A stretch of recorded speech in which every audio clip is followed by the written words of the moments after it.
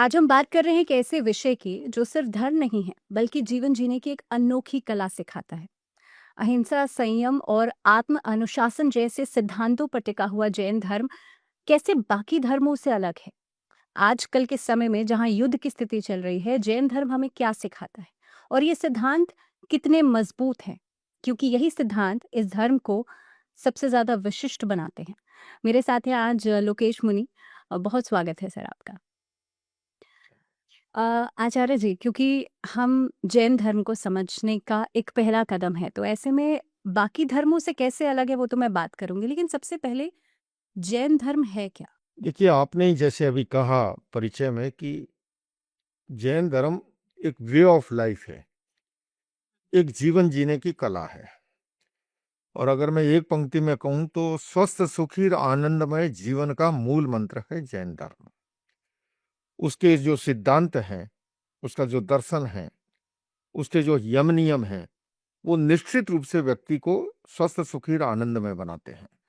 तो ये अपने आप में एक जीवन जीने की कला है। और साथ ही साथ ये भी जोड़ूंगा कि जीने की कला तो और भी बहुत जगह सिखाई जाती है, किंतु मृत्यु की कला कैसे समाधिपूर्ण ढंग से, समता के साथ, शांति के साथ, पीसफुल ढंग से हम्म।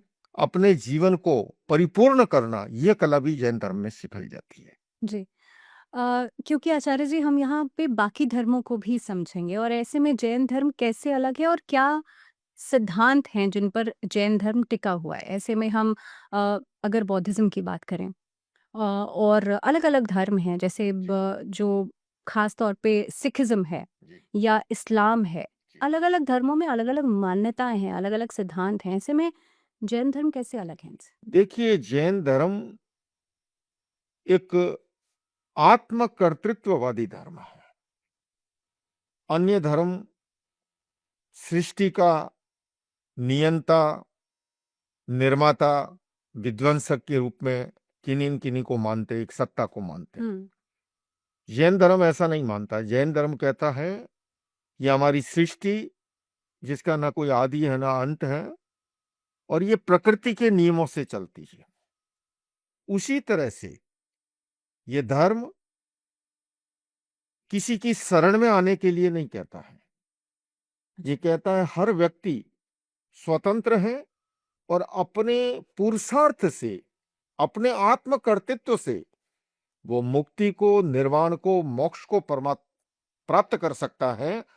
हर आत्मा में परम तत्व वो मौजूद है परमात्मा बनने का। हुँ। तो जैन धर्म ने पुरुषार्थवाद को भी स्थान दिया, पांच समवाय को स्वीकार किया: काल, स्वभाव, कर्म, पुरुषार्थ और नियति। हुँ। जैन धर्म का कहना है तुम्हारी भाग्य का लिपि लिखने वाला और कोई नहीं, तुम स्वयं भाग्य निर्माता हो, तुम स्वयं रिस्पॉन्सिबल हो। हुँ। अप्पा कट्टा विकट्टा है, दुहानी है सुहानी है, अप्पा मित्तम मित्तम चे दुपट्ठी है सुपट्ठियो। महावीर कहते हैं कि जब हमारी आत्मा सत्कर्मों में संलग्न होती है तो सद्भाग्य का निर्माण होता है। जब हमारी आत्मा असत कर्मों में संलग्न होती है तो दुर्भाग्य का निर्माण होता है। इसलिए और कोई तुम्हारी भाग्य की लिपि नहीं लिख रहा है, तुम स्वयं हो। अपने श्रेष्ठ कर्मों से सद्भाग्य का निर्माण होगा, अपने गलत कार्यों से दुर्भाग्य का निर्माण होगा। और ये संपूर्ण सत्ता उन्होंने हर व्यक्ति को स्वतंत्र रूप से दी है।